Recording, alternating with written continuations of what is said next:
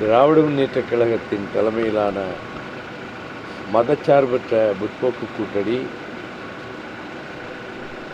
எஃகு கோட்டையைப் போல உறுதியாகவும் பலமாகவும் இருக்கிறது. திராவிட முன்னேற்றக் கழகம் தொடர்ந்து மாநாடுகளை நடத்தி லட்சோப லட்சம் தோழர்கள் மகளிர் பங்கேற்கக்கூடிய நிகழ்ச்சிகளை வெற்றிகரமாக நடத்தி இந்த தேர்தல் பந்தயத்தில் எங்கள் அணி மிகுந்த முன்னோட்டத்தோடு அனைவரையும் முந்திக் கொண்டு போய் நிற்கிறது. ஆகையினால் வரப்போகிற தேர்தலில் திமுக கழக தலைமையிலான அணி மிக பெரும்பான்மையான வெற்றியை பெறும்.